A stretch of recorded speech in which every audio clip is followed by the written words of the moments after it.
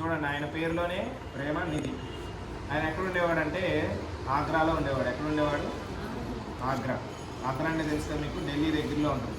యమునా నది అక్కడ కూడా పారుతూ ఉంటుంది అన్నమాట. సో ఈ ప్రేమనిధి అనే ఆయన ఏం చేసేవాడంటే గుళ్ళో పూజారిగా అర్చకుడిగా చేసేవాడు. వాళ్ళ పూర్వీకుల నుంచి ఆ గుళ్ళో పూజారిగా కృష్ణుడికి, త్రిభంగి రూపంలో ఉన్న కృష్ణుడికి, త్రిభంగి అంటే ఏంటి, ఇలాగ తల ఇలా ఉంటుంది కృష్ణుడిది, కాలు నడుము ఇలా ఉంటుంది, కాలు ఇలా ఉంటుంది. ఆ త్రిభంగి రూపంలో ఉన్న కృష్ణుడికి వాళ్ళు సేవ చేస్తూ ఉండేవాళ్ళు. అయితే ఈయన ఏంటంటే ఈయన ఇచ్చిన సేవ ఏంటంటే రోజు యమునా నది వెళ్ళి నీళ్లు తీసుకొచ్చేవాడు అనమాట స్వామి. అది కూడా ఎన్నింటికంటే 2ంటికి వెళ్ళేవాడు అర్ధరాత్రి. ఎందుకంటే ఆ రోజుల్లో ఏంటంటే ఇతర ధర్మాలు పాటించే వాళ్ళు ఎక్కువగా ఉండేవాళ్ళు. ఆ ప్రాంతంలో ఏంటంటే వాళ్ళ ప్రభావం ఎక్కువ ఉండేది. సో దాంతో ఇతను ఉదయం పూట వెళ్ళేటప్పుడు ఇతని మీద మాంసం వేయడం కానీ, నీళ్ళల్లో రక్తం కలపడం కానీ, ఇతన్ని వేధించడం కానీ అలా చేస్తూ ఉండేవారు ఆ రోజుల్లో. సో అందుకే ఇతను సరే నా స్వామికి నేను సేవ అనేది ఆగకూడదు. భక్తుడు ఏంటంటే తన సేవను ఎప్పుడు ఆపడు. వర్షం రాని, తుఫాన్ రాని, ఏది వచ్చినా సరే స్వామి సేవ ఆగదు. అందుకే ఇతను ఏం చేసేవాడంటే ఎవరూ లేని సమయంలో 2ంటికి ఎవరో లేగరు కదా, అందుకే 2ంటికే లేచి చక్కగా యమునా నదికి వెళ్ళి స్నానం చేసి స్వచ్ఛమైన నీరు తీసుకొచ్చి ఈయన స్వామి సేవకు వాడేవాడు అన్నమాట. కానీ కొన్ని ఇలా సంవత్సరాల పాటు చేశాడు. కొన్ని సంవత్సరాల తర్వాత ఏమైందంటే అక్కడ బాగా తుఫాన్ వచ్చిందన్నమాట. తుఫాన్ వచ్చింది. అప్పట్లో మనకి లైట్లు, ఫ్యాన్లు, టార్చ్ లైట్లు ఏమీ లేవు. కాగడా ఉండేది. కాగడా అంటే తెలుసు కదా, ఒక స్టిక్కి దానిపైన గుడ్డ కట్టేసి నూనె పోసేవాళ్ళు. నూనె పోసి అంటిస్తే అది వెలుగుతూ ఉండేది. వర్షంలో అయినా సరే అది బాగానే పనిచేసేది. సో కాగడా ఉండేది అనమాట. సో ఒకసారి ఏంటంటే తీవ్రమైన తుఫాన్ వచ్చింది. బయటికి వెళ్ళలేని పరిస్థితి. బయట బాగా మబ్బులు ఉరుముతూ ఉన్నాయి. పైగా రోడ్లన్నీ కూడా జలమయం అయిపోయింది. మొత్తం కూడా మట్టి నడవలేని పరిస్థితి. ఇప్పుడంటే మనకి సిమెంట్ రోడ్లు, అప్పుడు మట్టి రోడ్లే కాదు. మన మచిలీపట్నం ఇప్పుడు కూడా కొంచెం వస్తే నీళ్ళు వచ్చేస్తాయి. అప్పుడు ఇంకా అసలు నడవలేని పరిస్థితి. చుట్టూ చిమ్మ చీకటి. ఆ రోజుల్లో స్ట్రీట్ లైట్స్ ఏమి ఉండేవి కాదు. అయినా సరే స్వామి సేవ కోసం 2ంటికి వెళ్ళాలి. ఈయన దగ్గర ఈ కాంతి సదుపాయం కూడా లేదు, కాగడా కూడా లేదు. సరే ఎలా వెళ్ళాలి ఏమీ తెలియదు అని చెప్పి ఈయన కృష్ణయ్య నీ సేవ మాత్రం ఆగకూడదయ్యా అని చెప్పి ఆయన కృష్ణుడే తలుచుకుంటూ కృష్ణ తలుచుకుంటూ బయటకు వచ్చాడు అన్నమాట. బయటకు వచ్చాడు, నీళ్ళలో కొంచెం మునిగిపోయాడు. నీళ్ళు కాళ్ళు మొత్తం మట్టి అయిపోయింది. ఎక్కడికి వెళ్ళాలో తెలియదు. కృష్ణ తలుచుకుంటూ ఒక్కొక్క అడుగు వేసుకుంటూ వెళ్తున్నాడు ధైర్యంగా. అయితే అక్కడికి ఒక 13 ఏళ్ళ అబ్బాయి వచ్చాడు. ఎర్రటి తలపాగా కట్టుకున్నాడు, పీతాంబర వస్త్రాలు ధరించాడు. ఇతనికి 10 అడుగుల ముందు, అంటే ఇక్కడ కూర్చుంటే ఆయన నుంచి ఒక కాగడా పట్టుకుని ఆయన కూడా అలా నీళ్ళలో వెళ్తున్నాడు అన్నమాట. ఎవరైనా భలే ఈ సమయంలో వచ్చాడు, సాక్షాత్ కృష్ణుడే పంపించాడు అనుకుంటా అని ఈయన కూడా ఆయన అనుసరిస్తూ, మరి కాంతి కనపడుతుంది కదా, సో ఈయన కూడా ఆయన అనుసరిస్తూ వెళ్తున్నాడు అనమాట. ఈయన ఎటు దారిలో వెళ్ళాలో ఆయన కరెక్ట్గా అటే వెళ్తున్నాడు. అంటే ఇప్పుడు చూడండి, మీరు ఒక ఆటో ఎక్కారు, ఆటో వ్యక్తికి మీరు ఎక్కడ వెళ్ళాలో చెప్పాలి, అయినా సరే ఆయన కరెక్ట్గా తీసుకెళ్ళిపోతున్నాడు మిమ్మల్ని. మీకు ఆశ్చర్యం వేస్తుంది కదా, ఇదేంటి ఇతను భలే తీసుకెళ్ళిపోతున్నాడే నాకు తెలియపోయినా అని సరే.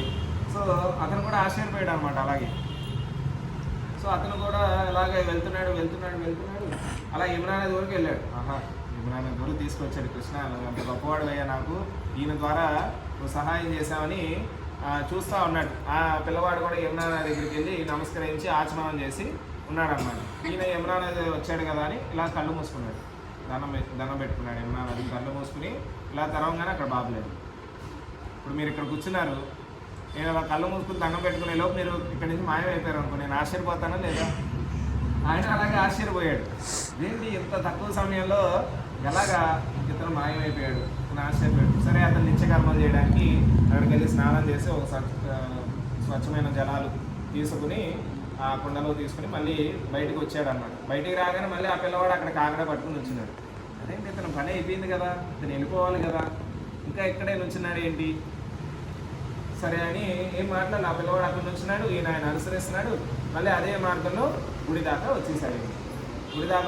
లోపలికి వెళ్ళాడు. లోపలికి వెళ్ళి ఇవాళ భగవంతుడి దయ వల్ల ఎలాగోలా తెచ్చేసాను. లోపలికి వెళ్ళి స్వామి చేతులు చూస్తే నూనె, స్వామి చేతులు, కాళ్ళకి మట్టి. అర్థమైందా? స్వామి చేతులకేమో నూనె, కాళ్ళకి మట్టి. వెంటనే స్వామిని గట్టిగా కౌగిలించుకుని ఏడ్చేశాడు అనమాట. స్వామి, నేను ఎంత ప్రేమిస్తున్నావు, నా కోసం నువ్వు ఇలా కాకడా పట్టుకుని వచ్చావు, ఈ వీటిలో నువ్వు కాకడా పట్టుకుని వచ్చావు, నువ్వు ఎంత గొప్పవాడి స్వామి అని తను ఏడుస్తూ కౌగులించుకుని మాట్లాడుతున్నాడు భగవంతుడు. అప్పుడు భగవంతుడు కృష్ణుడు కూడా ఏడుస్తూ చెప్తున్నాడు అనమాట ఈయనతో, నువ్వు ఎన్ని సంవత్సరాలు నాకు నిస్వార్థంగా సేవ చేసావు కదా, అందుకే నీకు కూడా నేను ఎప్పుడూ సేవ చేయాలని అనుకుంటా ఉంటాను, ఇలా ఈరోజు నేను నీకు సేవ చేశానని చెప్పాడు అన్నమాట. అంటే మామూలుగా ఒక యజమాని ఎప్పుడు యజమాని, సేవకుడు ఎప్పుడు సేవకుడే. కానీ కృష్ణుడు చూడండి తన సేవకులకి సేవకుడు అయిపోవడానికి సిద్ధంగా ఉంటాడు. అంటే నేను ఇంత గొప్పవాడిని అంటే మీకు చిన్న ఎగ్జాంపుల్ చెప్తా. ఇప్పుడు భూమి అనే చిన్న ప్రదేశంలో ఉన్నాం మనం, మీకు సైన్స్లో చెప్తాను, సైన్స్ సోషల్లో భూమి అనే చిన్న ప్రదేశంలో ఉన్నాం. మనకి 9 ప్లానెట్స్ కలిపితే సోలార్ సిస్టమ్ అంటారు, అవునా? ఇది సోలార్ సిస్టమ్ పైన మిల్కీ వే పైన యూనివర్స్ అంటే ఒక విశ్వం. ఇలాంటి విశ్వాలు అనంతకోటి ఉన్నాయి. భగవంతుని యొక్క చర్మస్ఫుటం నుండి అనంతకోటి విశ్వాలు వస్తాయి, ఒక్కొక్క చర్మస్ఫుటం. మీరు విష్ణుమూర్తి పాల సముద్రంలో ఇలా సైనించి ఉన్న ఫోటో చూసారా? ఆయన ఇలా సైనించి ఉన్నప్పుడు ఆయన చర్మస్ఫుటం నుండి అనంతకోటి విశ్వాలు వస్తాయి, ఇలా బబుల్స్ లాగా ఉంటాయి. ఆ బబుల్స్లో ఒక్కొక్క బబుల్లో బోల్డని విశ్వాలు ఉంటాయి. ఎన్ని విశ్వాలు ఉంటాయి కూడా మన లెక్కేది. అన్ని విశ్వాల్లో కూడా భూమి లాంటి లోకాలు ఉంటాయి. అన్ని విశ్వాల్లో కూడా జీవులు ఉంటారు, మనకంటే పెద్దవాళ్ళు అవ్వచ్చు, మనకంటే చిన్నవాళ్ళు అవ్వచ్చు. అన్ని విశ్వాల్లో కూడా జీవులు ఉంటారు. అక్కడ కూడా కృష్ణుడి యొక్క పూజ కానీ, విష్ణుమూర్తి యొక్క పూజ కానీ, శివుడి యొక్క పూజ కానీ నిత్యం జరుగుతూ ఉంటుంది. అన్ని విశ్వాలు ఉన్నాయి, అనంతకోటి జీవులు ఉన్నారు. అయినా సరే కృష్ణుడు తన భక్తుల కోసం ఏ సేవ చేయడానికైనా సిద్ధంగా ఉంటాడు. భగవంతుడు గొప్పవాడా కాదా? అంత ప్రేమిస్తాడు మనల్ని. సో అప్పుడు ఆయన చెప్తున్నాడు అనమాట, నువ్వు నాకు ఎప్పుడు సేవ చేసావు కదా, నేను కూడా నీకు అందుకే సేవ చేద్దామని ఇవాళ నేను నీకు ఇలా చేశానని చెప్పి ఇద్దరు ఏడుస్తున్నాడు. ఆయన ఏడుస్తున్నాడు, కృష్ణుడు ఏడుస్తున్నాడు. ఇటువంటి స్థితి ఎవడ కలుగుద్ది? భక్తులకు తప్ప ఎవరికైనా కలుగుద్దా? కృష్ణుడు మనల్ని అంత ప్రేమిస్తున్నాడు, నన్ను అందరినీ ప్రేమిస్తున్నాడు కృష్ణుడు. కానీ మనకు తెలియదు. మనం ఏంటి మాయలో ఉన్నాం కాబట్టి మన పరిస్థితులు, మన వర్కులు మనం అందులోనే ఉండిపోతాం. కానీ నిజానికి భగవంతుడు ఎంత ప్రేమిస్తున్నాడో తెలియాలంటే మీరు జపం చేసే కొద్దీ మీకు తెలుస్తుంది అనమాట, కృష్ణుడు నన్ను ఎంత ప్రేమిస్తున్నాడు. చూడండి, ఆక్సిజన్ అందరూ ఫ్రీగా ఇస్తున్నాడు కృష్ణుడు. మన కోవిడ్ టైంలో చాలామందికి ఆక్సిజన్ అందలేదు. అప్పుడు ఆక్సిజన్ సిలిండర్స్ కొనుక్కోవాల్సి వచ్చింది 5-6 ఏళ్ళ ముందు. మీరు అప్పుడు ఇంకా చిన్నపిల్లలు అయి ఉంటారు, అవునా? చాలామంది 40,000 పెట్టి 50,000 పెట్టి మన జస్ట్ లంగ్స్ పని చేయబోతుంది. ఇప్పుడు చూడండి, మనం ఫ్రీగా పీలుస్తాం. సూర్యకాంతి ఇస్తున్నాడు. సూర్యకాంతి వల్ల ఏమవుతుంది? మనకి మొక్కలు పెరగడం కానీ, పంటలు పండడం కానీ, మనకు కాంతి కనపడడం కానీ, దానివల్ల సూర్యకాంతి ఒకరోజు అయిపోతే మన పని అయిపోయినట్టు. చంద్రకాంతి వల్ల ఏమవుతుంది? మనం తినే వెజిటబుల్స్ కానీ వాటన్నిటికీ ఒక టేస్ట్ అనేది ఏర్పడుతుంది. కొన్ని పళ్ళు ఎలా ఉంటాయి, పుల్లగా ఉంటాయి, కొన్ని తీయగా ఉంటాయి.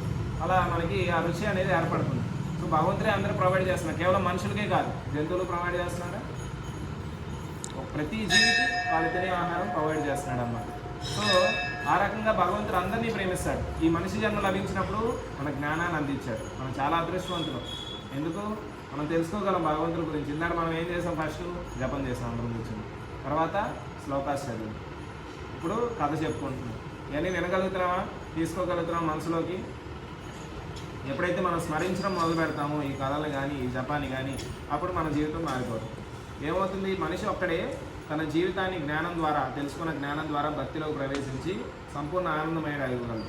కుక్కలు కానీ మిగతా జీవరాశులు కానీ అవలేవు. ఇప్పుడు ఒక గేదెను కానీ కుక్కను కానీ తీసుకొచ్చి ఇక్కడ కూర్చోబెడితే ఏమంటాయి? అవి అంబా అని అంటాయి కదా. అవి జ్ఞానం అంత పొందలేదు, కానీ మనం పొందగలం. కాబట్టి ఈ మనిషి జన్మని మనం ఉపయోగించుకోవాలి అందరం కూడా. ఓకే, ఆపండి.